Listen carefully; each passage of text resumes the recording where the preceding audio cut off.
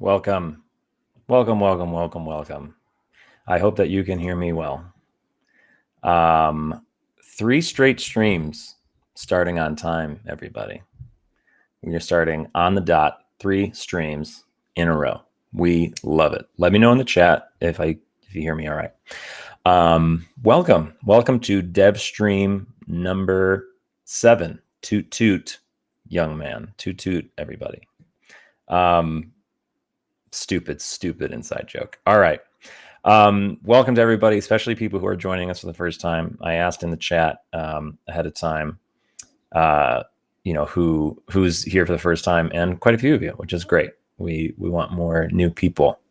But welcome to everybody. My name is James Penka. I am the creative director. Let me do this. Boom. My name is James Penka, creative director of Titanic, Honor, and Glory, which is a video game under development. We are attempting to recreate all of this beautiful thing in a virtual world in beautiful detail. And we love what we do, and we're really excited to be here, especially because we have a lot of people that you're going to talk to today. That's going to talk to you at least. I got a bunch of people on my screen waiting for their turn on the stream. We're going to talk to, I think, 6 or 7. I think I'm the 7th. So I think there's 6 other team members that are going to come on the stream today and talk about what they're doing, because that's a big thing that we want to keep everybody updated on what's going on. In the previous 6 dev streams, we've talked all about the game. We had a question and answer stream. We talked about specifically one of the features of the game. But today, we're just going to dive into the progress, what is actually happening. And thank you to everybody who submitted their ideas for what this stream should be about. I wasn't able to pick anybody's because everything that people suggested, they were great ideas, but they were things that we have saved for future streams. One of them I think we're going to be able to announce soon, which I'm excited about. But for now, today's stream, we're just going to talk to everybody. And you're going to meet some people you haven't met before from the team, which is exciting. So some housekeeping before we dive in. You can ask questions throughout. In fact, we have super chats on today. So just to go back a little bit, because we already got some before the stream even started. Of course, Jake, he's always first. Jake Rutigliano, always first to get on the super chats. He just got a PS5. I believe he posted an unboxing video as well. I think I saw that somewhere. But thank you, Jake, for the super chat. And I think we had one other one. Camille, thank you for all your hard work. By the way, I'm a volunteer for Korea and French translation to the game. Oh, thank you so much. We do want to make this game as accessible to as many people as possible. So we definitely need your help. And speaking of volunteers, that sort of goes for everybody watching right now. If you want to volunteer and help us out, we are looking for volunteers for virtually everything. Anything that you have a specialty in, like translations, for example, modeling or voiceover work. We have, there's a way for you to volunteer. We will get more into that in a little bit, because I want to have added to our website a little form. If you want to, a lot of people want to do voiceovers for the game. And if you want to volunteer for that, audition for that, we're going to have an easier way for you to submit a little clip of you doing voiceover for the game. And then I can listen to it and we can go from there. Here's another super chat from Anthony Grigsby. James, will you and the team be visiting the Titanic replica when it is completed in China? I would love to. I hear they're having a hard time. I think they're slowing down. Might be running out of money. I don't know. I heard it's they're struggling at the moment, but I hope that they finish it. That would be cool. And obviously we would love to go do it. So we'd love to go see it. I mean, so anyway, folks, that was that. So we have super chats. You can ask questions throughout the stream. I'll try to answer them as I see them in the chat. At the end of the stream, we like to close all of our streams with a round of questions. If you have a question, the best thing to do for today, because so many people are on the stream with me, so they're kind of focused on their own thing, comment on YouTube or on Twitch. Just put in question just write question really big with your question, but wait until the end, because they get buried after a while. And if no one's paying attention, we may miss it. So when we get to the end, I'll tell you that I'm going to answer questions, and then people could just start doing their questions. So don't worry about questions till the end.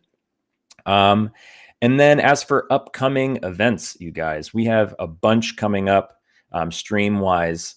A week from today, we will be having our first deck games stream, as we are calling it, which is basically where I'm going to sit here with my beautiful model. And I'm going to play through some of the best and worst Titanic video games out there. We're going to start with the best, which is, of course, Titanic Adventure Out of Time, 1996 computer game, the game that got me into Titanic. I'm going to be playing through that. We'll do like part 1 a week from today, and then 2 weeks after that, I'm going to do part 2. Hopefully we'll play through the whole game by then. I think we will. It's not too long. And then the week in between, so 2 weeks from today, we're going to have DEVSTREAM number 8, hard to believe. And that's going to be with Luke McHugh, who we're going to hear from in a bit on this stream, but we're going to do a whole stream with him talking about UI and UX, which is user interaction, user interface, whatever, and user experience. He's like our guy who's, well, he's going to talk about it in a second, so I'll let him explain. But we're going to talk in depth with him about what he's working on, and we're going to show off some fun stuff. Great. That's everything I wanted to mention for now. So let's bring out our first guest. I'm going to do a little update on what I'm working on as well, but I want to get our first guest on because we have team members all around the world. We have people in Australia, Germany, the Americas, South America. There's people everywhere, and of course the UK. And today is a busy time in the UK. For those out there, there's a big sporting event happening this weekend. So so we just have a bunch of team members. Everybody's on their own schedule. I don't even know what time it is where half of you guys are. We're going to do this person first so they can get out of here, and then we'll go to the next person just based on who needs to get out. And then we're going to finish with Matt, because me and Matt have nowhere to be. So let's bring out our first guest of the stream. Here we go. This is Andy Kane. Let me pull myself up. Hey, I made a little thing for you. Hold on. There's too many of you today. So there we go. Andy Kane, website tech, website designer, website everything. Andy is incredible. He has been just crazy hard at work on our website for the past few weeks. It's and if you've been to our website, it's absolutely gorgeous. He's doing a great job. Andy, how are you? I'm great. Thank you, James. Thank you so much for having me here. Of course. How is the football? It's good. It doesn't start till 8 o'clock, so got a bit of time. Okay. Okay, good. Great. So Andy, no one on our team in the fan base has really met you yet. We all did little intro videos a couple of streams ago, but this is our first time getting to talk to you. So why don't you just tell everybody who you are, where you're from, how you got into Titanic, perhaps, and how you got into THG as well, and then we'll talk about the website. Yeah, that'd be great. So my name's Andy, as James has just introduced me there. Clearly, you can tell from my accent that I'm from the UK, because I'm British. And I guess what got me interested in Titanic would have been, like a lot of people on the team, Adventure Out of Time. I played that when I was a kid, and since I played that, I loved everything about Titanic. Since also I saw the film in 1997, and ever since then I've just kind of been a bit obsessed. So I think that's probably true for a lot of the team. We're all kind of a similar generation, so yeah, that was kind of my main driver. And then as did various different projects and things popped up on the internet, I started sort of doing a bit of research. I saw the Lost in the Darkness stuff, and which was the precursor to the to obviously THG. And then I started following the project in 2014-ish, 2015, And ever since then, I've just sort of been a bit of a mega fan. And as soon as I got the opportunity to become part of the team and help out, I jumped to the chance. So that's Cool. kind of a bit about me. Yeah. Did you just like email us? I don't remember. I personally don't know how you became involved with THG. Did you just like email us and say, I want help? Yeah, so I was a member of the Guarantee group on Facebook, so I contributed quite a few years ago, and then in the last sort of 12 months or so, I joined the Patreon when that came available, and sort of followed the project and tried to support that way. And I kind of dropped into the Patreon group that I've got some skills with web development, and if there was a need, I'd be more than happy to lend my skills. And Matt picked up on that and sent me a message, and there we are. Yes, we were definitely in need. I don't know if you guys have been to our old websites at all. You can go on the what's it called, the Wayback Machine. There's some we did the best we could at the time. But they're pretty funny, the old websites. So the thing about this stream, this full team update, hopefully everybody will have something to show you guys that they are currently working on, so you can see what we're actually doing. So do you want to show off what you are working on with the website? Sure, absolutely. Why not? Oh yeah, go ahead. So you guys should be able to see my screen, I think. Yes, now we can. Great. So as you can see, I've got the website loaded up. So if anybody who's not seen it or not been to the website yet, you can find it at titanichg.com. Now, what's probably important to mention right at the start is I'm sort of developing this site in the evenings and at weekends. Right. I have a day job as well, so I've got to kind of fit this in around that. So there are elements to the site that aren't quite finished yet, but we're progressing quite nicely with that. We're adding new features every day, and the site is really developing quite nicely. What I should say right at the start is this design is actually from Luke, who we're going to hear from shortly. He is the user interface UX designer. And to be honest, in terms of the visuals, he's much better at it than me. So he's designed the look of the site, and then I've done all the back-end coding, the development work. So just to show you around a little bit, we've got the team page up and running. So on this site, on this page, you can see all the different members of the core team and a little bit of info about each person. Of course, we're waiting on bios for people because some people ignore my messages. Yeah, we're nearly there. We've got most people. Yeah, we're getting there. And then the main thing I want to show you is the store. So this is something we've collectively all been working on over the past few weeks and months. And I know this was quite anticipated. Quite a lot of people were asking us, where's the store? It's gone down. Can I buy some ships? So, we are pleased to say that the store is back up and running, and we would encourage you to kind of have a look. So we've got some items that you might recognize, the 3D printed ships, the flat grays as well, which are unpainted, but they can be delivered a lot more quickly to you. We've also got some other items. So if I go in there, you can see we've got replica grand staircase wooden oak architrave. That's real wood, which is a fantastic product. We've got some lifeboat plaques, Harlander Wolf plaque. So lots of cool stuff in there that you might be interested to buy. And we've also got some self-assembly model kits. So if you go in here, you can see the trumpeter kit and the Minicraft 1350. And we've also got even you can have this beautiful model behind you, just on our website. You just got to build it. This is quite cool as well. This is something that our creative director and Domi in Germany has been developing recently, which is the Azizi Titanic exhibition in Germany. So this is some merchandise you can purchase from our site. So we've got some postcards, some posters, some audio tracks, some CDs. So lots of cool stuff on there. So that's all on there at the moment, and we are going to be putting new content on there over the next few weeks. So I would encourage everybody to check that out. Yeah, we have.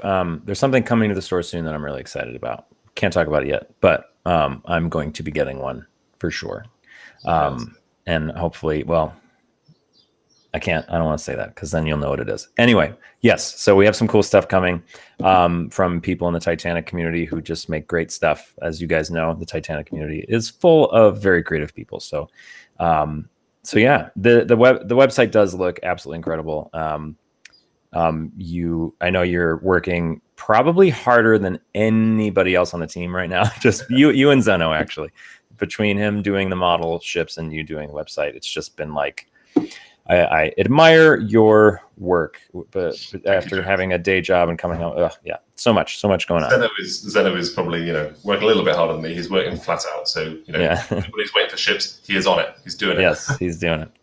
So, what's worth noticing as well is there's two stores. We have a European store and a USA store. So, if you are in Europe, please switch it to that, and then you can buy products, the same products, but it'll check out in euros rather than US dollars. Great. So that's that, and I can quickly show you if anybody's interested. This is the code. Yes. Anybody who's interested, I know there's probably people watching that have done some web development before, but everything's written by me by hand. I don't use any frameworks, any tools. I write everything in this notepad. So it's all written by hand, and it's PHP, CSS, HTML, and JavaScript. Jeez. So that is the site. Insane. I have no idea what any of that is. Amazing. Thank you for stopping by my little TV show. We'll talk to you soon. Enjoy the football this evening. I will do. Thank you very much. All right. Thank you very much for having me. Of course. Bye-bye. Thanks. All right. That was cool. All right. First interview went well. This is the first time we've done this. We have multiple people, so we're learning as we go, and it went well. So cool. That was Andy. He's the best. I'm going to, I think I had an order, but I'm going to go off the order because we have people waiting. So we might as well jump to, since we're talking about the store, perhaps we could jump to Zeno. Zeno, you give me a thumbs up if you're good. He's good to go. All right. So we're going to jump to Zeno. We're talking about the store. Zeno is the other half of the store. We're going to talk to Derek Verveer. He's our programming lead. He's got stuff he wants to show. We're going to hear from Luke McHugh, who, like I said, he's our UI UX director, designer. We're going to talk to Dominik Hecker. Still got to work on that pronunciation. He's our technical and art director. And then Matt DeWinkler, he will at least stop by to say hello. He is dealing with website or internet connection issues, but he will, even if he just pops up on the phone and just says hello, Matt will stop by as well. And I think that's everybody for today. And then I'll talk a little bit about what I'm up to with creative director stuff. So let's jump to Zeno. You guys may have mentioned, Andy forgot to mention the US store ships to all of North and South America and Australia. The Europe store ships to all of Europe. So keep that in mind. And the UK, he says. Okay, so switching over now, let's pull him in. This is, ladies and gentlemen, Zeno. Let me pull it up. You got a little name? Oh, switch around. There we go. Zeno Silva, welcome. You're beautifully in focus. Your camera's way nicer than mine. I just got the manual focus on, so I gotta be careful. If I move back, I go out of focus. Yeah. No, it's perfect at the moment. How are you doing, Zeno? I am doing well. How are you guys doing today? Good. Just flying by the seat of my pants with this streaming stuff still. One day we'll get really good at it. Come on. We're great at it. It's like what, third time on time? Yeah, that's true. 3 times in a row, no major technical difficulties. We'll see. The stream is still young. So just for people who are just joining us for the first time, don't know who you are, just tell everybody what you do for THG and then show us what progress you have to show. Absolutely. Well, as you've already heard, my name is Zeno or Zeno. I'm from Brazil, and I live here in the United States. I live in Florida, near Tampa in Central Florida, and I am in charge of officially as a marketing director for THG. So I do quite a bit more than just the 3D printed ships. So I'm in constant and almost daily conversations with Dominik and Matt about strategy, about having YouTube things, website, and so on and so forth. But of course, most of you know me because I also 3D print and hand paint a lot of ships. As of right now, we have shipped over 1,100 ships. So 1,100 ships were shipped worldwide from any place you can actually imagine. And we're plowing through all the back orders. We know we have quite a few. So there's, I'm sure there's people here on the live stream that are waiting for their ships, and rest assured, you'll get them. I'm working a lot.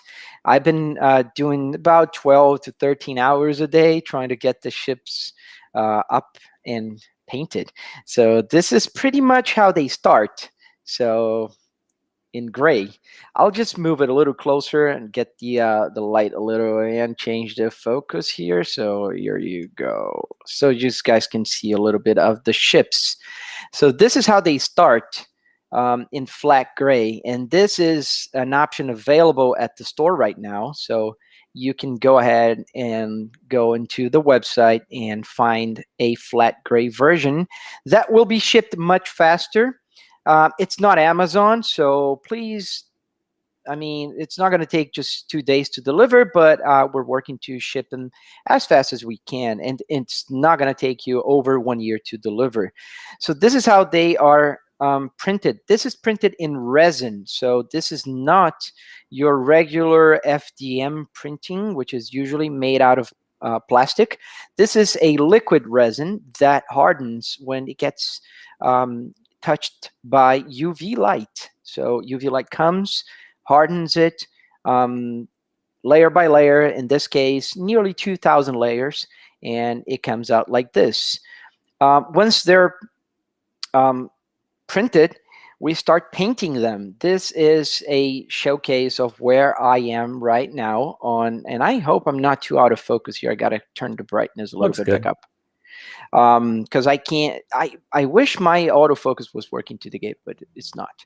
But anyways, this is the current state. So the red is already painted, the bottom, so the anti-falling red is painted. Then I paint the black. Of course, I got to put the masking tape. So here's the masking tape to protect the bottom.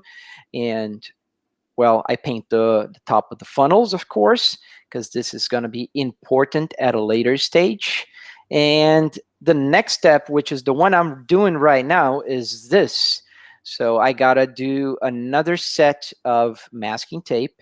So this is getting ready for the white. And I have to leave just a little bit of wiggle room here because the very thin yellow shear line will be added after the white. So it's just a little easier to get the yellow painted over white than over black. So that's why I do the white first and then the yellow. And I also do these little hoodies here on the little cap on top of the funnels, so I protect the black paint for the future. When after I paint the white, paint the yellow, I paint the decks, then I paint the funnels with the airbrush, and then I move on to hand painting. And once the hand painting is done, this is how they look. So let me get the light a little better here because I think it's just too bright. There we go. Yeah. So this is how they look once they're done. You can see the anti-falling red, the black, the yellow line, all the details at the foxhole. You get the focus on the foxhole. There it is.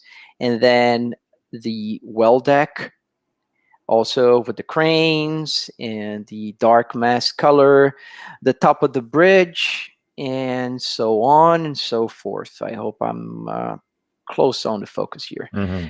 So all the way to the stern with the propellers, and this is how it looks once it's completed. This model here is completed, and it's going to be shipped this week to a customer that's been waiting for quite some time. And here, just since I have it, I might as well just showcase it. This is a Lusitania, as one can see by the trash can vents.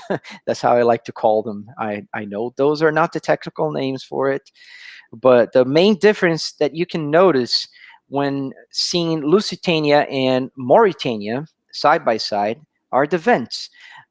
The Mauritania vents look like, just regular vents, while the Lusitania, they kind of look like a trash can. I don't know if the camera is picking up. No, yeah, they do. But they kind of look like a trash can facing forward, or a Pac-Man. I don't know how you want to call it. But here it is. So there's the very thin white line, a very noticeable characteristic on all the Cunard line ships, and then the black lines on the funnels. Those are very fun to make. Take quite some time, but this is how he finished product. And of course, I don't know if somebody asked, they usually do the masks come in all of them? Yes. I didn't showcase Titanic here with the mask just because it's still in the box, but Lusitania here showcases its masked. So this is how they look, and also they're all numbered and they have a brand. So this one is number 862. So whenever the customer receives it, they'll know that this was showcased. And let me see the number for the Titanic on stream. So the Titanic here is a 771. There. All right, one of you is getting that. Someone asked, can the models float? Unfortunately not, and here's the reason why they can't float. Yeah. There's two big holes here. So once you put them in water, those holes will fill up the empty hole here, which is hollow. And then you can't really see here because of the black paint, but the portholes are actually, there's holes on the portholes. They're actually windows. So once the bottom gets filled with water, the portholes will let the water in and it will sink. The prophecy kind of fulfills. Let me go back with the light here back to the right place and try to get the focus back on. I think I'm kind of in focus right now. There you go. So just showcasing a little other things that we have. So Liverpool. This is PLA. This is plastic, printed in color, so it's not painted. We also have a White Star Line lifeboat black. And here, we have more stuff. I'm just the ones that I have here with me right now. So Titanic lifeboat black. So yeah, I see a question here. Then just plug the holes. I mean, you can, but there is a very good possibility, hobgoblin, that the ship will capsize. The reason being, they are top heavy the way they are. You don't have any ballast. If you would like to have it sailing or floating, correctly, you would have to get some weights down on the bottom, so it would sit a little lower. Because what happens is when you put on water, it's just going to be too high, and the first thing it will do is it capsizes. And the reason why I know it's because every single ship that we deliver have sank a few times before going through the process. Because when they come out of the printer like this, they are filled with resin, which is liquid. It's gooey, it's messy, and I have to clean it. So the first sinking that the ship experiences is in IPA, so isopropyl alcohol, and it will sink there a few times, maybe about 40-50 times. I dunk it, I put it out, and I let it dry. And then once everything is done, I lightly sand the bottom to remove the support marks. And of course I have to wash it again because it's filled with now dust, and I can't paint with dust. So, and then it goes in a bucket of water for a few more times until I leave it for drying, usually under the sun, because since UV light cures the resin, this is the way I make it. I make sure they're actually solid and durable, so they can they can take some impact. But the thing with these ships, they are brittle. So if I drop it from a significant height, it will just shatter. It'll break, and that's unfortunate, but that's how it goes. They're fragile. They're not toys. So, but you can of course try to put them in water, or make, I don't know, a sunk representation in the bottom of your aquarium. I don't know. But yeah. Well, Zeno, thank you for your update on things. Glad you are hard at work, as everybody else is on the team. Um, any parting words? Are you invested in the football at all? Funny enough, I'm Brazilian and I'm not. Okay. I have no idea. Just some parting words, just to remind what Andy said, and I want to publicly also recognize his amazing work towards the website. What he's done, guys, it's no Squarespace, and I'm not taking any merit out of Squarespace. They're great. They can make templates, websites, or WordPress or anything like that. But he did it by hand. He just typed in every line of code, and he did an amazing job. Luke also helped immensely with the design, and the store is gonna be it's gonna become full of life very soon. So we're gonna have new products added, new things. We're trying to get to shift a bit of our focus on the hand painted ships, which are amazing, which are really cool, but they have a huge back order. And we do understand that a lot of people want to have their, things earlier. They need to, give somebody's birthday gift, Christmas present. So we're gonna have other options, other things, new models, new model kits. We're working on new merchandise. We're working on new ideas that I'm pretty sure you guys are going to love it. Also related with 3D printing, we have another company in Germany that will be helping us with 3D printing for flat grays, for other cool stuff that we're going to add to the store. So stay tuned. Check out our store frequently because we're going to be adding new things. And well, just help us and support us any way you can. Those all the proceedings, of course, other than paying the materials, the labor, they will go and help the game to be developed. This is how we keep funding coming and being able to pay for all the software, all the labor that has to be involved on making this game. So I'm very excited that the store will be getting more stuff, and I'll be here to follow you guys along the way. All right, man. Thanks so much, and we will talk to you soon. Talk to you. Bye. Bye, Zeno. Okay. That was Zeno. We got a super chat here from Timothy Hatton. Hope you are all good and well and staying safe. Also, please take regular rest breaks. Don't forget to be awesome.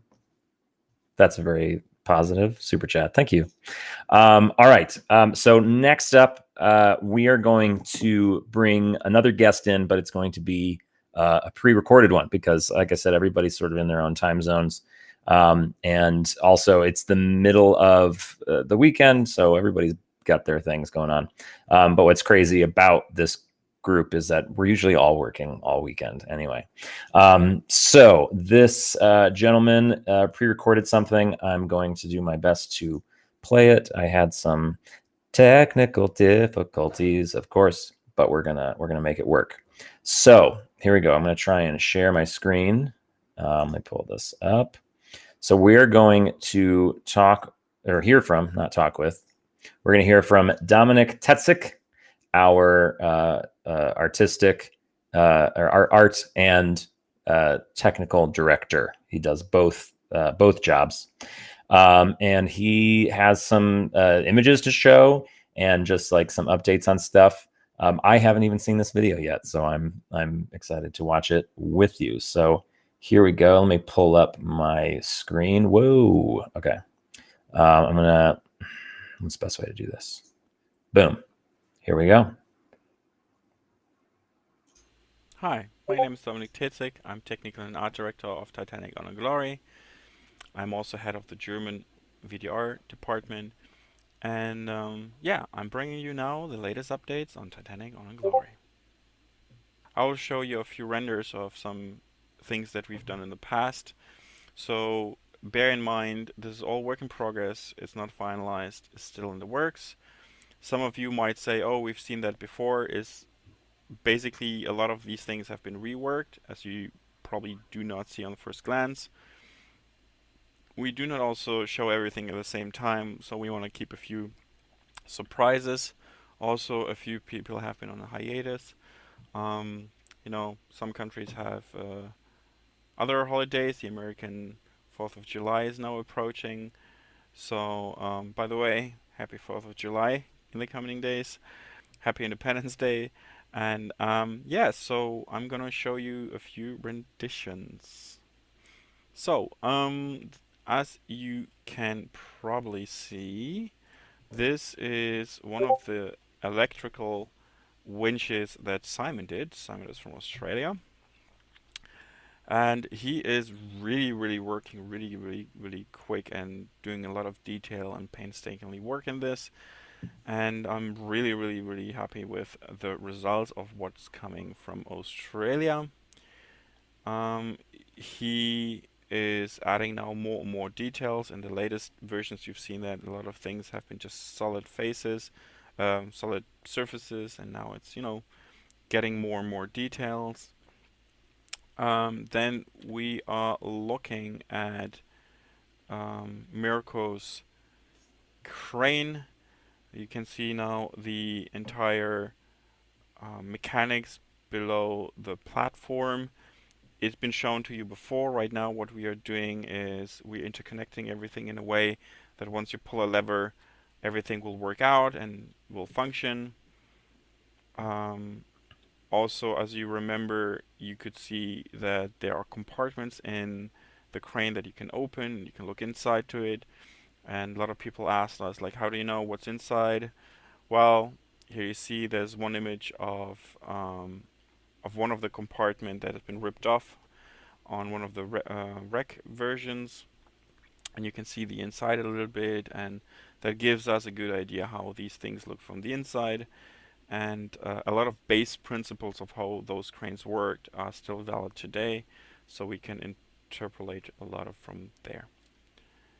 This is the latest iteration of Jan's windlass. The windlasses were mainly for the purpose of hoisting the anchor and lowering the anchor. And yeah, so a few corrections have been made there according to expert advice. And it's all now looking triangulated because we threw it in the engine, so that's why it looks this way. This is how this area looks shaded. As you can see, a lot of details and very smooth, and you know how we are like to see it. He also worked on the steam winches that are located on the forecastle, and there's a lot of details that he's just putting in here. And there's a lot of interpretation needed because there are a lot of corners and areas where we're not quite sure what's beneath it, what's behind it. We have rec material, but it's not like they just went down and just figured out one corner or the other just for us. It's just rather just trying to figure out how everything works. The good work with those winches is that the principle applies not only to Titanic but to many other ships from that period of time, even to German ships. And so we can look at things how been solved and kind of like to guess how things have been, you know, put together, how things work together. So that helps. Yeah, this is a section where you can see the steam pipes are going in and out of the engine. And yeah, so you can see the crankshaft here, all the details and everything. And I'm really looking forward to see that working in the engine. So in the Unreal Engine. So I would like to see the steam winch engine working in the Unreal Engine. And yeah, so that's basically what we're working on. As you remember, this is one of the anchors that he has been working on, as well as this one. This is also a wheelbarrow that we did for the game. You will see that a lot of things are under construction. Also, you will see water valves are being installed right now, as well as some rolls like this one. This roll was mainly to hoist things and to connect things. So as you can see, we try to build everything in a way where it works and it fits. As you can see, we also finished this workbench, and this will be also to be found on the ship, as everything is being built, as well as he has been working, started working on the mast lamp, which is a really cool object. Can't wait to see that finished. So we are currently working now to build everything together in the engine. We're working currently a little bit on the environment of the ship, like the surrounding area of the ship, the quay, like where the floating crane was, where all the parts have been delivered. We're working on this one. We also have to keep a little bit our eye on areas that are a little bit more poly and object dense, because right now we are planning to release in Unreal Engine 4. We have to keep everything performant and good. We have to keep the FPS in range, and but once we migrate to Unreal Engine 4, a lot of things are becoming a lot easier. So all the meshes that we are doing right now being prepared in a way where it makes the transfer a lot easier. What a lot of people are seeing on the internet, oh, you can do insane polygon counts in Unreal Engine 5, so it shouldn't be a problem. Yes, that's technically true. However, from a 3D modeling and artist perspective, you need to start at a low poly and then you work your way up. But you need to keep the mesh in a clean way. So once you want to increase or decrease mesh intensity for whatever purposes, that the meshes are still clean and don't require too much of work. And it's the more cleaner, more effective way to work when meshes are clean. So that's the update from me. On a personal note, please check out our European store now. It's being built and it's online, and feel free to browse it and support us just by, have a look what we have there, because we have added now the Assisi panoramic merge, which was from the project I worked before. It was a 360-degree panorama in a 1:1 scale of Titanic's wreck. Bear in mind, it is a still image, so we had to incorporate back then a lot of creative ideas. So you will see areas that are like in its discovery stage. Some areas are like from the 90s. Some areas look like in the 2010s. Some look like from the 2000s. So you will find a lot of various things happening there. And I'm happy even to sign those things for you. And it would be cool if you could support us, because this is a really awesome project that no one has even tried before on this scale in this way.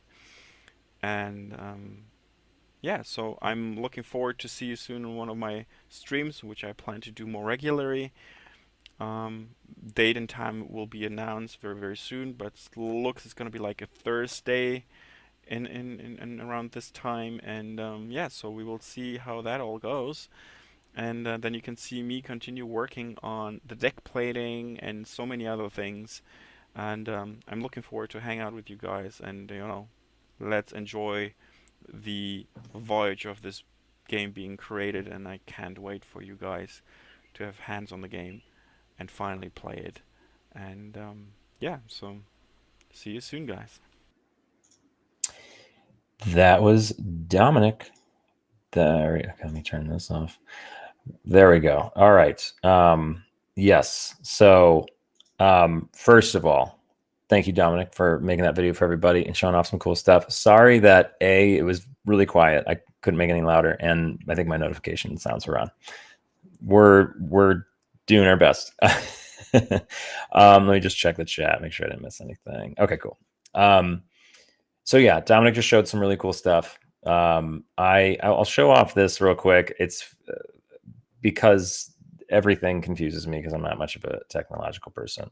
I will appear above it, but here's another view of that, the electric winch from the forward well deck that he just looked at. Just incredible stuff.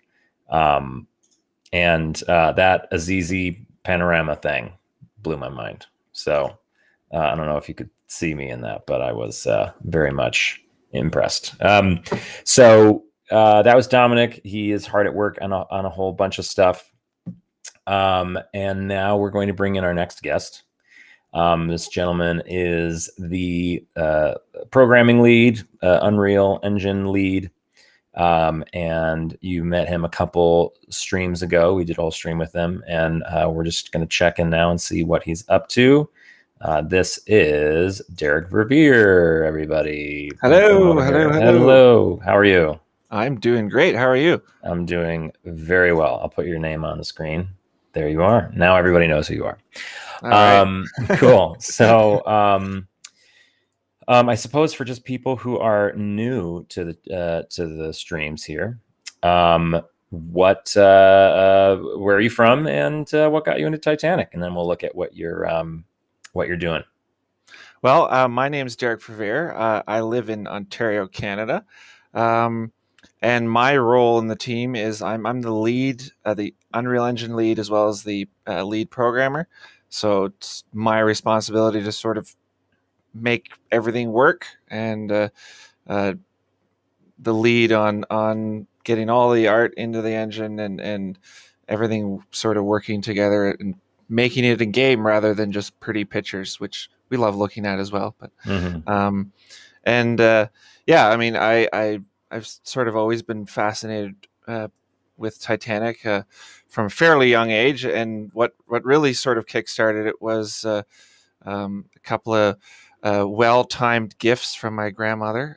One was a really cheap Titanic model, and I had a lot of fun putting it together. I don't even remember who made it, and I no idea where it is, but I spent a lot of time with that. And then eventually, at some point, I got James Cameron's Titanic Explorer, which basically never left the CD drive in my computer. So, and yeah, I mean, these things, once you've got the bug, it never goes away. So here I am. Well, welcome. I think James Cameron's Titanic Explorer is a game that I will have to play in our Let's Play series that we're starting next week. I've never played it, but I have. Honestly, don't remember. Yeah, I honestly don't remember a ton about it, other than there were like lots of cool little animations, and they basically had the whole movie dissected in scenes and a timeline. But that was disc 2. I think there's 3 discs, and oh boy, I don't remember what was on all of it. But yeah, I'll have to figure out how I can play it. So it's going to be if I would love to see that stream, because it's going to be a journey of rediscovery for me. I'm sure. Well, so. I just got to figure out how to get my hands on a copy. I guess maybe it's online somewhere. All right, so let's talk about. I guess just to let everybody know really quick what you do, what programming lead, and you know, Unreal Engine lead, but what that means, and then show us what sort of progress you have, things that you've been working on. Yeah, so I mean, the biggest thing I'm working on right now is essentially programming the game logic. So I am pretty much the only person programming in Unreal right now, so we showed some stuff off before, like we have the logbook and some of the testimonial entry, but I'm working on a couple of things right now, and you know, we're going to show some stuff off fairly soon. I have a scene set up right now. I'm working on visual things, as well as we've got a little project we're working on right now that I won't show off today, but very soon it will happen. So if you'd like, I can go ahead and turn my screen sharing on. Let me see here.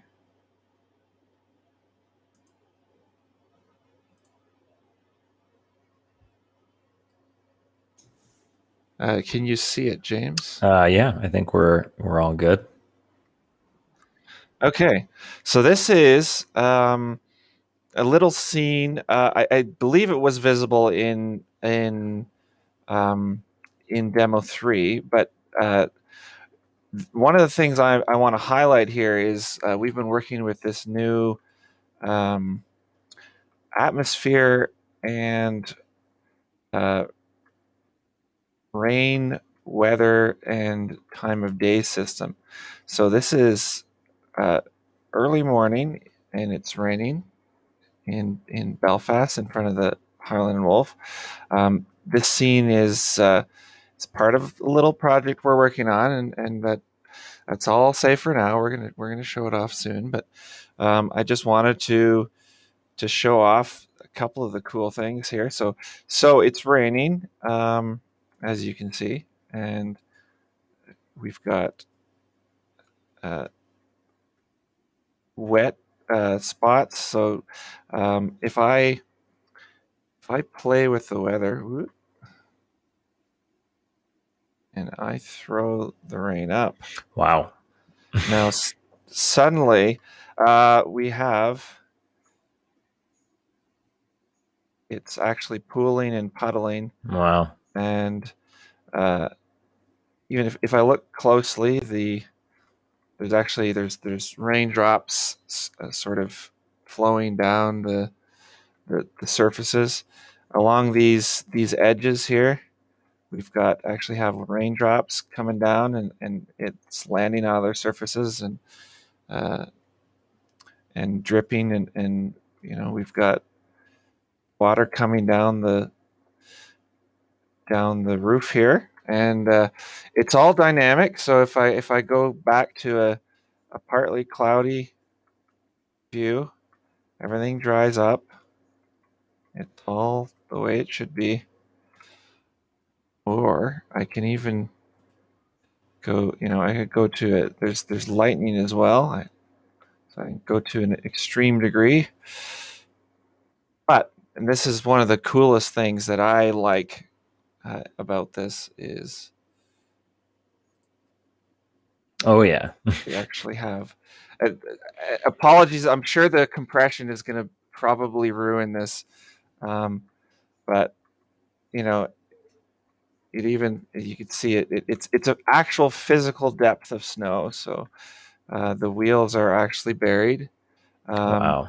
and it can be carved out as well. So if, say, there's a section of that's been salted, we can actually melt a specific section, or we can pile snow up and carve it out.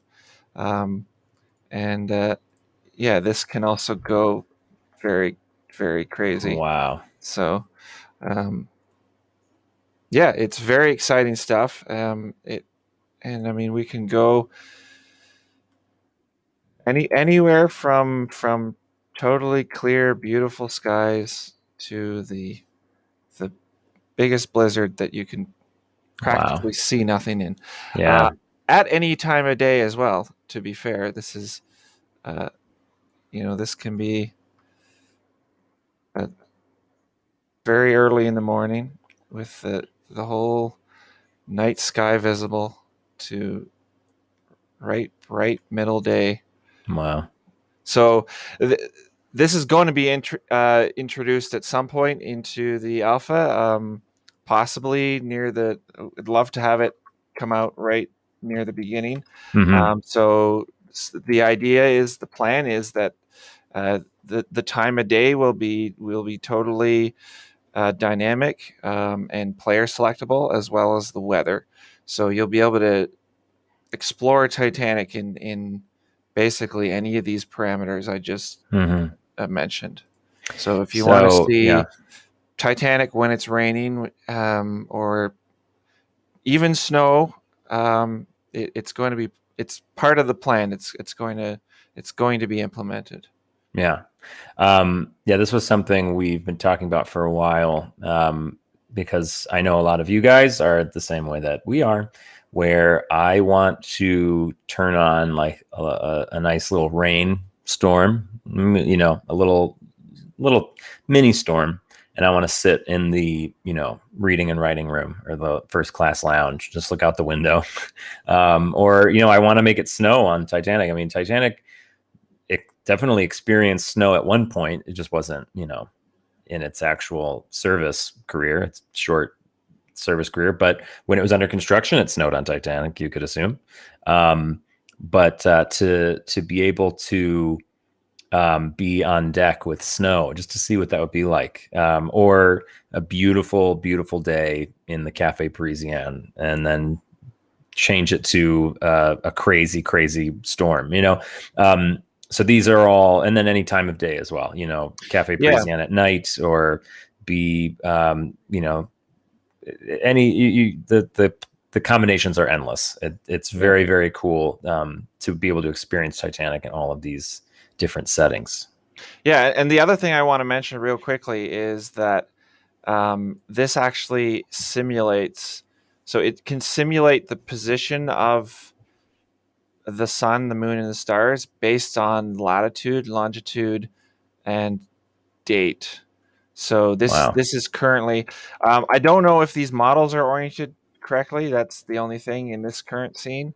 But once we've confirmed that in actual Belfast, the main Belfast level, it will be oriented correctly. So the sun will actually be in the correct position that it would have been in 1912, right, in Belfast.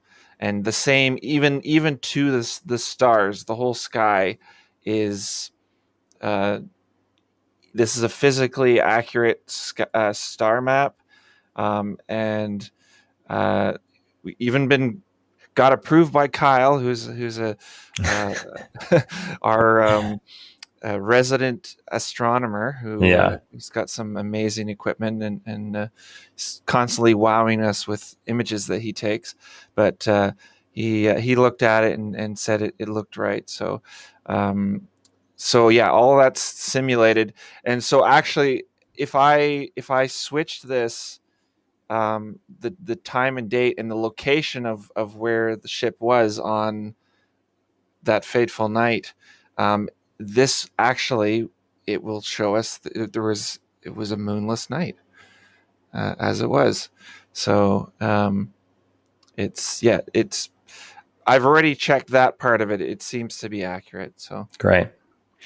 Yeah, that is awesome, and it gives us so much to play with. Not just with what what we are alluding to, that we will talk more about, I think in the next DevStream, but in 2 weeks. But even just thinking about the possibilities with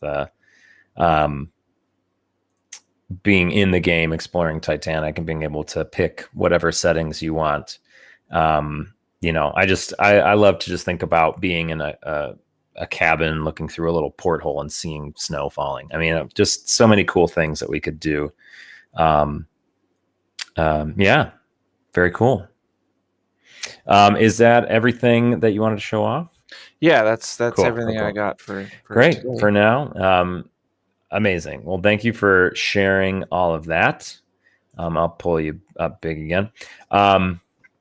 Thanks for sharing that and joining us in our little show. And in 2 weeks, we're going to talk with Luke about UI UX stuff. But a lot of your stuff is a part of that, so we'll be talking a lot about your stuff, and maybe you'll join us. I don't know. We'll see. But we will talk to you soon. I doubt you're into the football. In the European will not football. Be watching tonight. No. Yeah, me neither. I think we're doing fireworks this evening over here. All right. Well, we'll talk to you soon. Thanks for joining. Sounds good. Thanks for having me. All right. Bye-bye. All right. That was Derek. That was great. Wasn't that cool? I'm very excited about this. Derek's been sending us, videos of, that Belfast little area in the snow and in the rain, and it's just been, and I'm like texting him like, oh, make it a lightning storm, and send me a video of you sitting in the train, just stuff like that. But we're having a good time with that. So that's all of our live guests, not counting Matt. I still don't know if he's going to even join us or not, but heads up about that, what you just watched. If you saw any like lagginess, it's the stream. not the game. I assure you, on Derek's computer, it is just beautiful and crystal clear. And I saw some people say like, oh man, you're gonna need like a NASA computer to run this game, and you will not. The reason that we are spending so much time on this game that a lot of our fans know we've been working on for a while, and you know, some of the models you're seeing, like the windlass and the winches and whatnot, you have seen them already in things like Demo 3 or Titanic. In order for this game to work on more computers, a big thing that we're doing is optimizing and making things better. That Belfast level, for example, is from years ago, and it was made in a certain way that is not as optimized as it could be. So we will be tweaking. We will be tweaking the Belfast level to run a little bit smoother. So yeah, you will not be able, as we say, you will not be able to run this game on a toaster, but you also will not need to go out and buy a $3,000 computer just to look at the Titanic. And then things like this weather system, you will be able to turn it off if it is, if the weather system does take a lot of computer power, which I imagine it does a little bit. You can turn that off, and it can be, you know, perhaps we'll have like a day, night, rain, not rain, you know, just like some basic settings so you can enjoy Titanic to the capabilities of your computer. And then for those who have a wild, crazy NASA computer, can also go crazy as well. So let's see. Somebody says, development mode previews for UE4 have all the background functions integrated. It always chugs. Okay, I get what you're saying. Yeah, so even that, what we were just watching, his computer was even working harder because it's like an edit mode kind of thing. So anyway, we are going to move on to another video that is related to what we just watched. Luke McHugh has been a member of the team for the past few weeks. He, like Andy, he emailed me out of the blue and said, I'm a big fan of the game, would love to help. This is what I do. And he sent us some images of something he just made for us, like a Titanic menu screen. It's not something that we're going to use because we've come up with our own thing, but just to show off what he does. And in 2 weeks we're going to talk to him, and I want to actually look at those images that he made just like on a whim and sent to me that impressed everybody on the team. So he made a video to show you guys now. It's super short because, again, we're going to talk to him in 2 weeks. And but he works very closely with me, and he works very closely with everybody at this point, because now he works with Andy on the store quite a bit. He works with me and Derek on the main menu, what the log entries look like. He's like designing all this stuff. So it makes sense to go from Derek to Luke, because we talk every day about these sorts of things. So I'm gonna try and play a video through my. I apologize if you're sending me messages on Discord, don't, because I'm not gonna spend time to go turn it off. But this is Luke's quick little video. Hopefully this works out. Hopefully you guys can see this. That's Luke. Here we go. Hi, I'm Luke, and for those of you who don't know me or know what I do, I am responsible primarily for the UX and the UI design here at THG. So my focus at the moment is the design of the game's interfaces. So essentially at any point where THG and you guys, the player, interact. So this includes the game's menus, heads-up displays, and then working together with James and Derek as well to design our log entry system. And figuring out the process by which you'll add to your log and then continue to interact with it as you progress through your journey. And then I'll always make sure that as we're designing this sort of thing, we're applying some design thinking, that we're applying some UX design principles and best practice, and that we're continually researching our player base as well. And what this does is it ensures that all of the usability and learnability aspects of the game are clear, coherent, and that they're grounded in player centricity, which of course is really important if we're to create something that really resonates with you guys that is immersive and enables you to move through your journey on Titanic as seamlessly and as intuitively as possible. Now, for those of you who would like to know more about this process, or maybe learn a bit more about me or about what UX and UI are, James and I are planning to live stream on the 16th. So hopefully at that point we can maybe share some more of our recent work and answer a few questions, which I'm really looking forward to. So I will see you guys on the 16th. Wonderful. Isn't he great? So that's Luke. I'm excited to talk with him more about some of the stuff that that we're working on, and some of the stuff that was on his little computer behind him. Cool. So let's see. What else do we have to do? So I'm going to talk a bit about my thing. Let me see. Let me go to our Discord real quick, because I'm hoping to get Matt on here. Let's see. Yeah, so I think Matt will join us via phone, but in a little bit.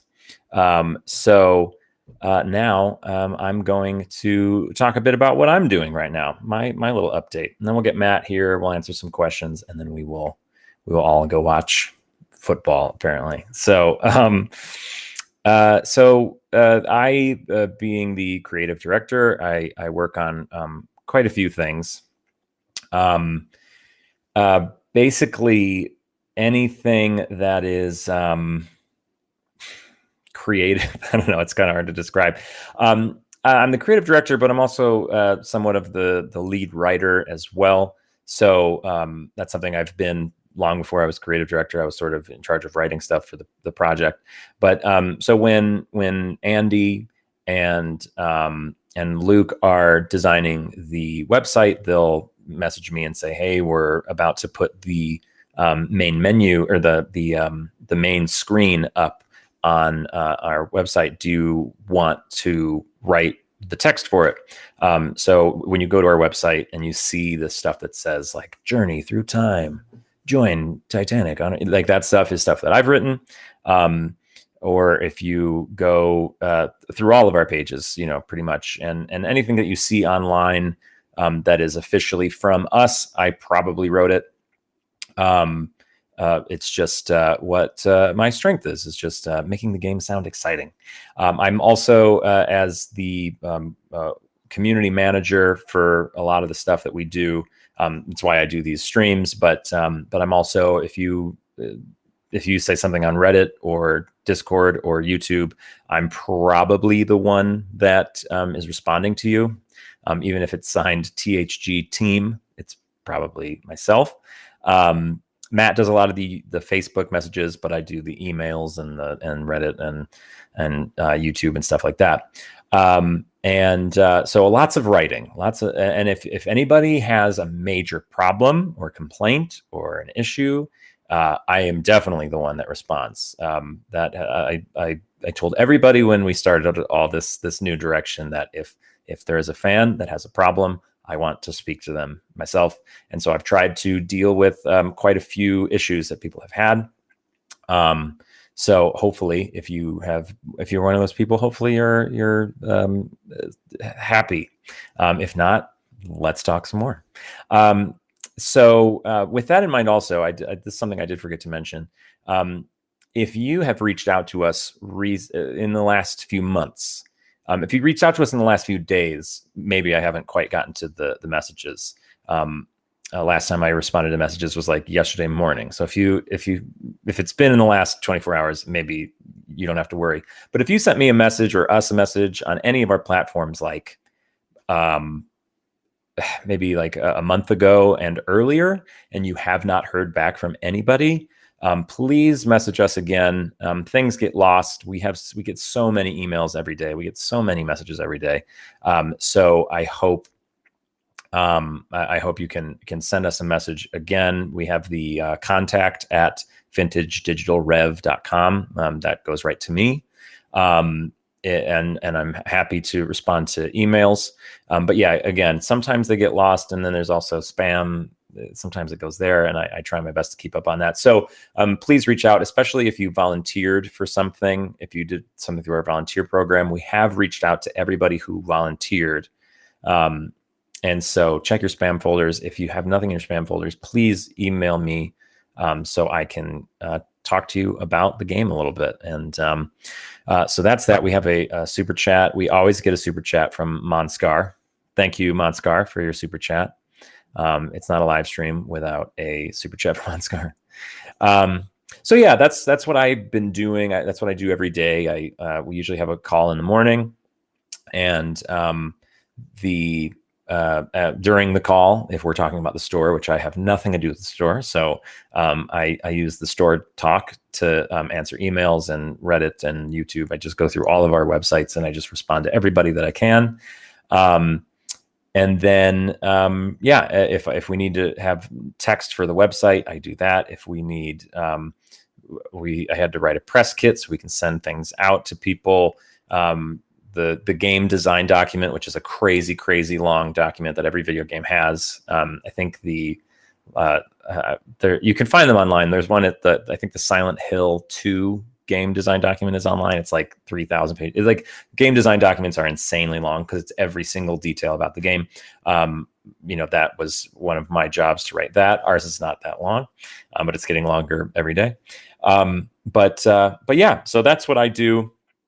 But the big thing that I've been doing as the writer of things is the log entries that the main feature of tour mode and the alpha. I'm writing those at the moment. I'm compiling those. And it has been so much fun. I never consider myself a Titanic, definitely not a Titanic historian, entry-level expert. I know a lot about Titanic, but this process actually shown me how much I don't know. And so it's been a blast to be doing these log entries because I have to dig deep into every aspect because I want there to be a log entry for every single thing that there should be. So currently, the log entries I've been working on are for everything up here on the forecastle deck and the forward well deck. Because those are our first areas that will be released in Q4 of this year in the alpha, the free alpha. So I want a log entry for every single thing on there. So what I have to do is, and for those of you who don't know, the log entries, it's just, it sort of turns the game into a bit of like an encyclopedia, a bit of a Titanic documentary in a video game form. You can go up to an object and interact with it and see all the information about it, what it's made of, who made it, what its purpose is, stuff like that. And so I have to figure out all that stuff. And yes, there's a lot of things that are just accepted that we just know about things, for example, trying to think of a good example. Like the number one cargo hatch, this first cargo hatch right here. Everybody knows that's a cargo hatch, but not everybody knows what it would have been put in that specific cargo hatch. There's on the cargo hatch, the hatch opens itself, but there's two little hatches, little mini hatches on them. What are those for? Stuff like that. And as you go through your life as a Titanic person, you start to accumulate this information, but you don't necessarily know where you heard it all. A great example is the anchor, the reserve anchor on top of the forecastle deck. To deploy it, there's a door in the port side on the other side of the bow that would be removed. It's like a steel plate that would be taken off so they can deploy that anchor. And I've always known about it. And if you look at pictures, you can see the shape of it. But there's no, it's hard to find a document or a plan or something that says what it is and that it does that. We just know, like I just grew up knowing that. I must have read it at some point or it became common knowledge. But what we've said in the past is that we want these log entries to be well sourced and cited, so you could check our work. You could look it up yourself to find out more information. And so I'm looking around trying to find some documentation that this anchor door is used for that purpose. Like, we know that's what it's used for, but why? Why do we know that? And so because of that, I'm running into some things where it's kind of impossible to prove it one way or the other. And so in the log entries, it'll say source needed, I suppose. And perhaps you have a source and you can send it to us, and then we can make this thing super accurate, which is the fun part. We can all sort of compile these. So the thing that I've been working on today and yesterday, I've been focusing a lot on the ventilation systems. It's so exciting, you guys. If you're a big Titanic junkie, you get excited by stuff like this. But on the forecastle deck, there are two vents that, you know, your whole life you've seen in these pictures, and I've built Titanic models before, and so I know them very well. There's a cowl vent, and there's this little swan neck rectangular vent. And, you know, you can do a base level of research to see that one of the, you know, it's a cowl vent, and that's just what those are called. And the other one is sometimes referred to as a foul weather vent. Sometimes it's referred to as a swan neck vent. And then also, you know, in these log entries, I want to include what they vent, what is their purpose. And so it's been a lot of fun to look at things like the ventilation plan for the Olympic and seeing where the actual ducts go. And just to give you an example, the foul weather vent that's right here on how do I do this? It's like right here, just aft of the hatch, the first hatch there. I've never known what it vented. And if you look at the ventilation plan, it goes down to a fan. I believe it's number 27. That's fan number 27.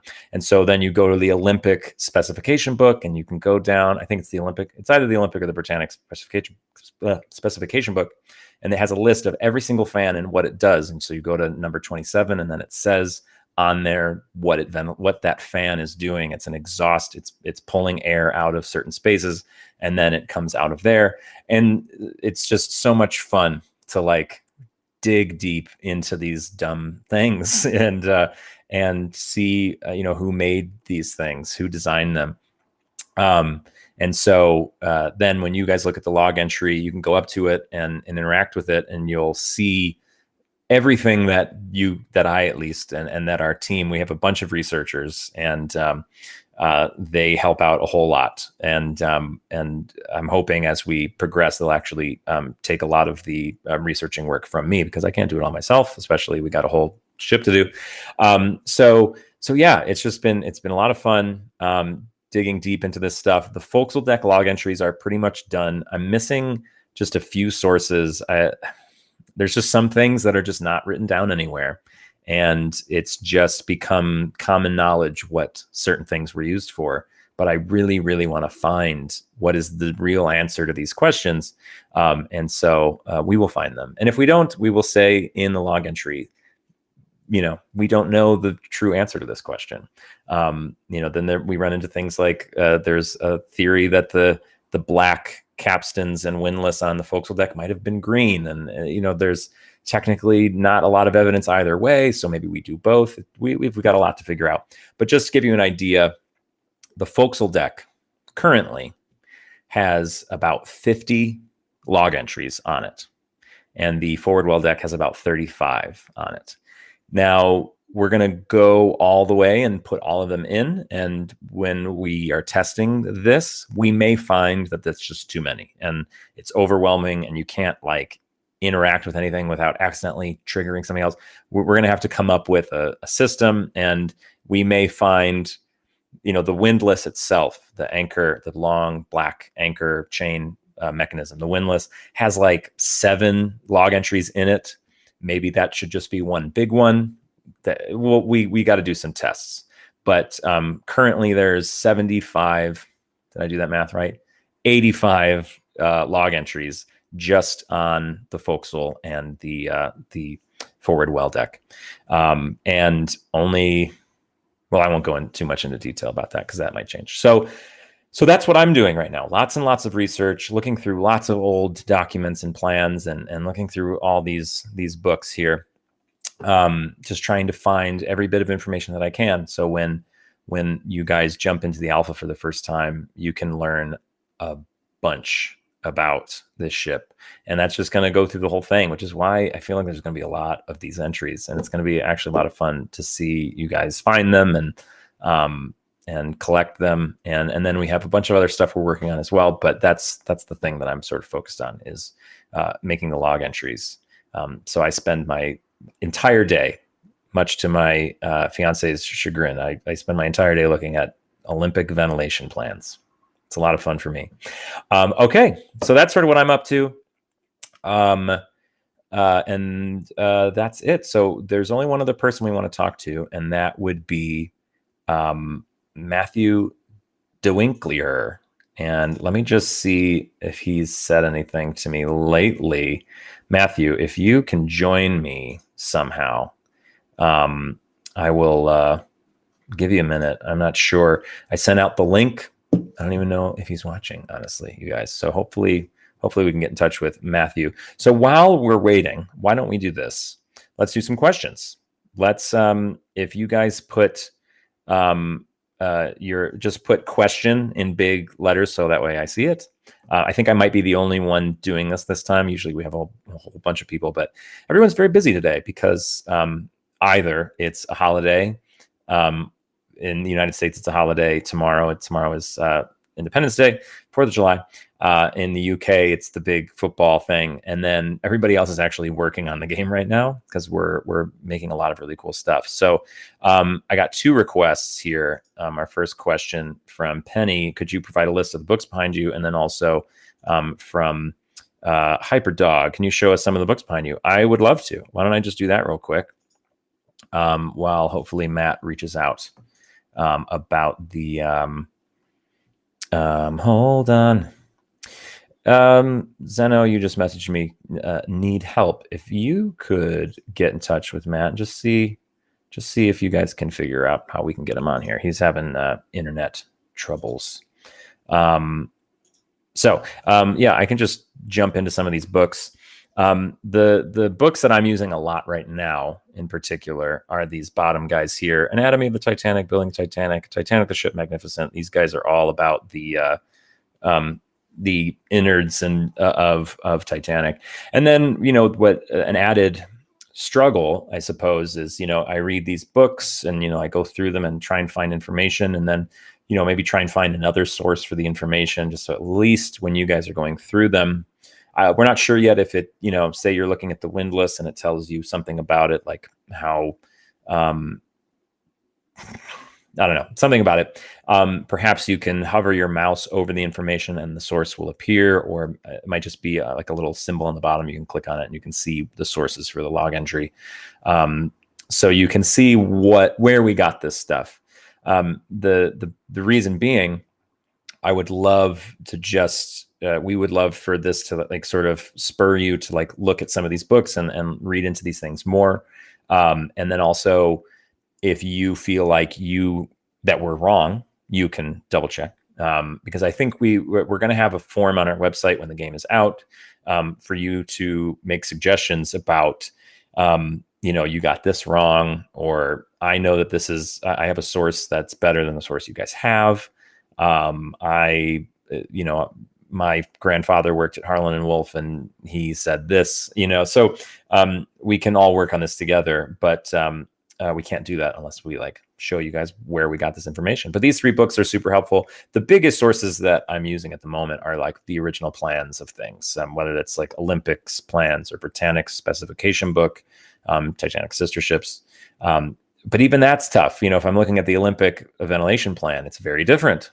So how do we know that this is how Titanic would have been? The honest answer is we do not. So we have to do the best we can with the way things are. Sadly, there aren't pictures of every single thing on Titanic, just the exterior and a couple interiors. So it's going to get even more dicey when we get inside. And, but thankfully there is enough documentation that we can pretty faithfully recreate certain spaces. and we can very much recreate others. But yeah, so we have those three. This guy here is a model book. Davies Gardner, Peter Davies Gardner. He wrote, I've had this book since I was a kid, and it came in big handy building this guy. It's like a model maker's manual, I believe is what it's called. But it's really insightful to how the ship is made. Anyway, this 1912 Facts About Titanic by Lee W. Meredith. One of my original books. Super solid book. Haven't read all of these. A lot of these Matt sent me for the interest of writing log entries and stuff. Some other faves though: Titanic and Illustrated History, a classic. This is always what I recommend to people if you want a Titanic book, because you're kind of into it. I always point out this one. It's just the Ken Marshall's paintings are just beautiful, and this is like filled with them. Yeah, classic. A Night to Remember. Got a good copy of that. Yeah, lots of the survivor stories and timeline books. Dusk to Dawn, Titanic at 2 a.m., On Board RMS Titanic. Just like stories, because that's the big focus that we're on right now, is finding actual words, because a lot of our log entries will be actual testimony that you will hear read by an actor. So far, I've written one, because there isn't so much in like the inquiries that are about the forecastle or about the well deck. It's just not as talked about as, say, the rest of the ship. But there is some interesting, very interesting little tidbits about the forecastle, but they're usually talking about the forecastle as a whole, because it's kind of confusing. Like, this is the forecastle deck, but like this whole front upper area is the forecastle. So it gets a little confusing. A lot of times the crewmen are talking about the forecastle head, which is just like this general area. But I did find one bit of inquiry testimony from Herbert Pittman, third officer, talking about specifically the forecastle deck and the lights below it, that I think will be very nice. It'll be our first testimonial log entry that will be fun for people to find. So yeah, that's sort of a little crash course on the books. And this isn't even all of them. I've got a few more in some closet somewhere. So let's see, what other questions do we have out there? This is a good question for someone else. I do you believe in the honesty of glass thinking theory?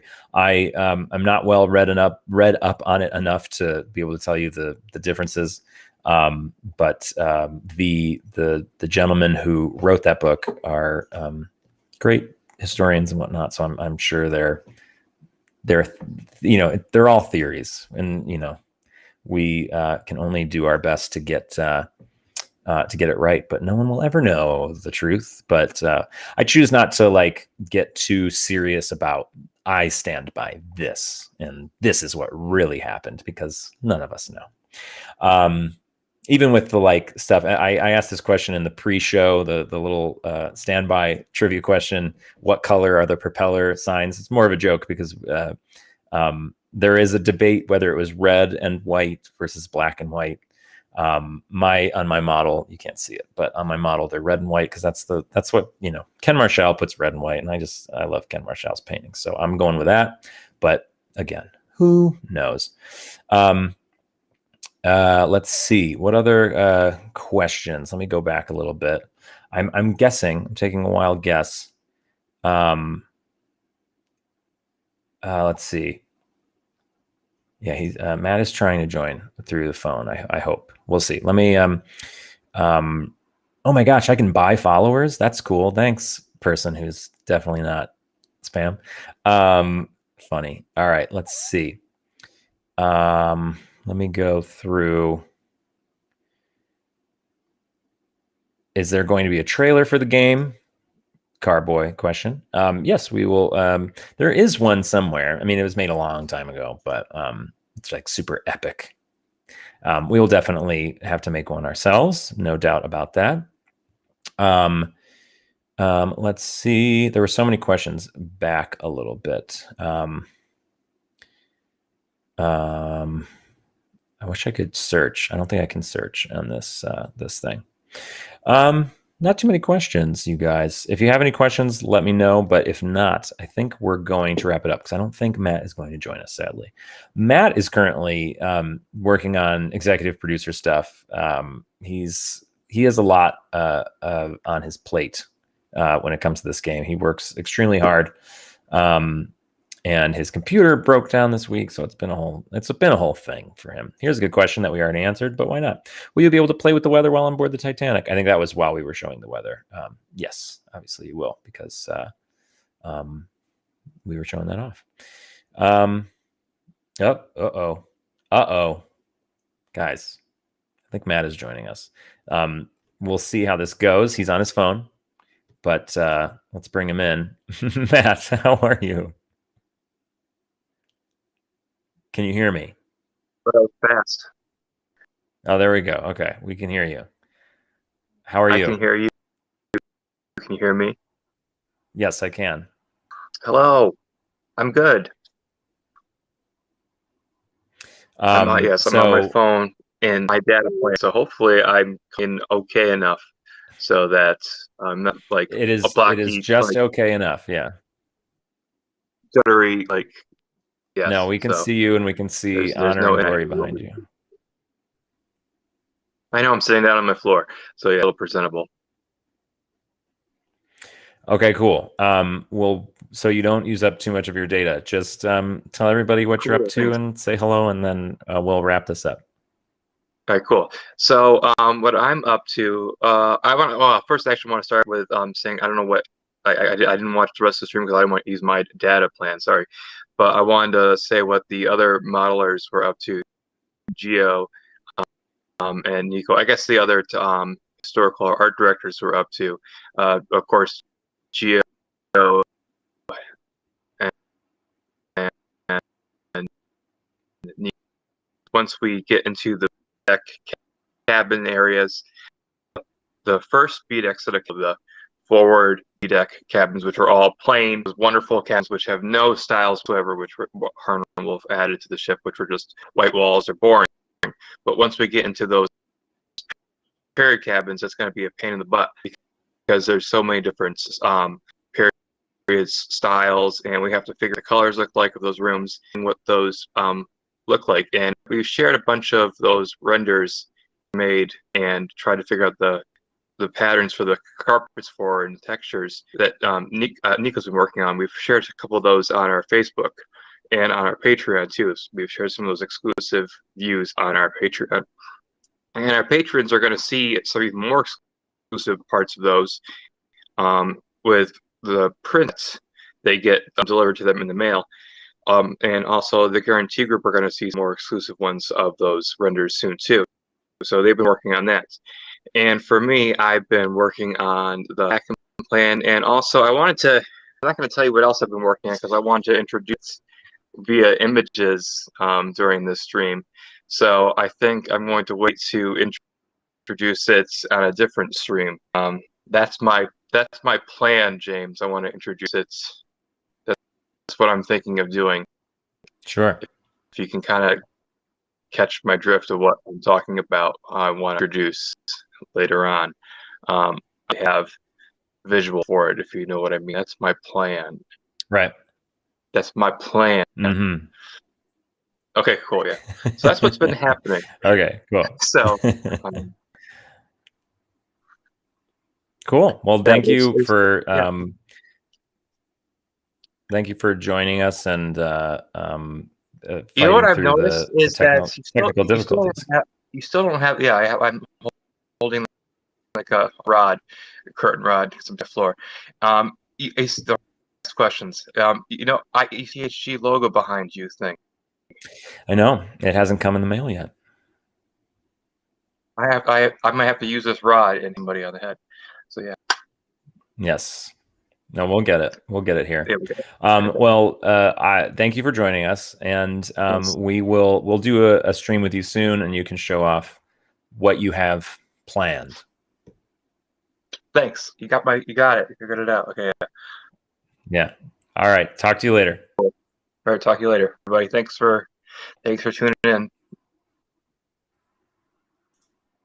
All right, that was Matthew Dwinkler, our executive producer. Sorry about the technical stuff. His internet's down or something, so he had to use his phone. It's too bad. But we do have some questions, and then we're going to go because we've already been here for an hour and 43 minutes. Just an hour and a half because I started early. Okay, let's go questions. I saw one that I liked.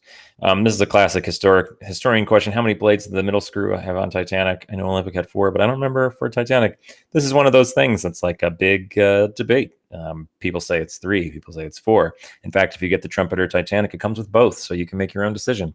I believe the leading historical belief, more evidence points to 3. So all 3 of Titanic's propellers had 3, while it was always 4 for the longest time. Everybody was like, definitely 4. But I'm pretty sure it's like 99% it was 3 blades now. And that's what I have on my model. Cool. I saw a really good one. Here's a good question. Were there any deaf, I believe that's hard of hearing people on the ship? I don't know. I'm sure there was.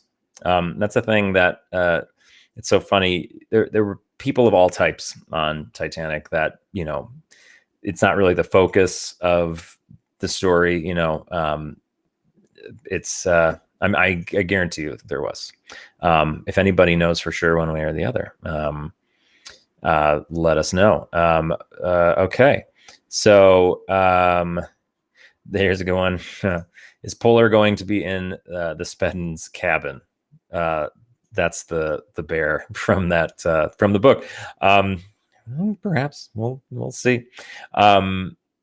There's lots of room in the game for stuff like that. Let's see. I saw one more, and then we'll go. One more question. Oh, here we go. This is a great question that I can answer. Why is the THG team so awesome? Actually, I can't answer that. That's just how we are. We're just great, very, very passionate people. And that should be it. Let me just make sure I didn't miss anything. Cool. Can you go to the boat? Here's a good question. This is actually game related and not just historical. Peter says, can you go to the boat deck in the alpha? You will when we get to the boat deck. In the initial release of the alpha, it'll just be these 2 spaces here. And then we will do all of B deck. All of B deck will be for free. And then once we finish that, the free alpha will end, but the alpha will continue. No word yet on which direction we will go. Will we go down to C deck? Will we go up to B deck or up to A deck? I have my desires. I have the thing that I think we should do, but we haven't talked about it yet. Matt is joining us via a pigeon. That's funny. I like that. Cool. I think we're good. Oh, we got a super chat from Penny. Super chat for $5. Thank you. Thank you for all that you do. The game elements are wonderful, but so are the bits of information I learned from just following your project. That's so great. I'm so glad. Okay. Unless I see another question. Is the Grand Staircase going to be available in the free alpha? Yes, it will, because it is on B deck. So you will at least be able to go to the B deck landing. We have discussed how it would actually be easier for our modelers to just do the full Grand Staircase as a piece. So there is a light chance that the free alpha might branch off B deck if it's just like the Grand Staircase. We'll see. No promises. Okay. Question. Okay. I did. I did this one already. Great.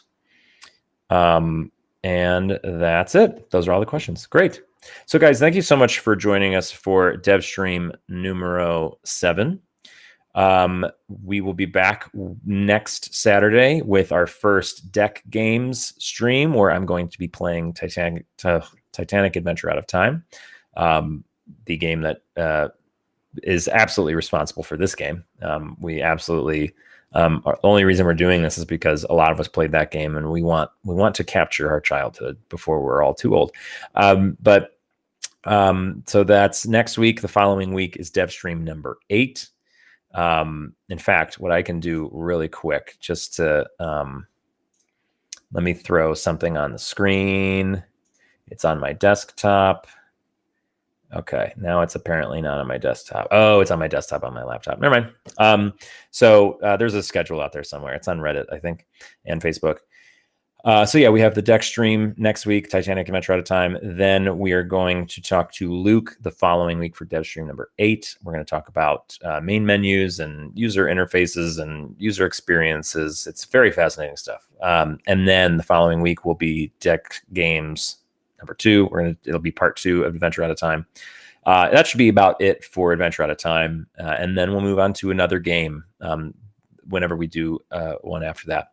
And we will likely have our first time we'll have a dev stream without me because I'm getting married, y'all. So at the end in August. So I will be missing for a little bit. And then when we get back, we're gonna have a lot of cool stuff to talk about because we're gonna be getting closer and closer to Q4, which is when we plan on releasing the first stages of our alpha. So that's that. On behalf of everybody that you met today, and the other like 30 people who are helping us in one way or another. This has been fun. I'm James, and go visit our store and join our Discord. Go on Reddit. Talk to me on Facebook. Let's talk about the Titanic for a little while. Okay, that's it. I forgot to do this last time. We'll see you next week.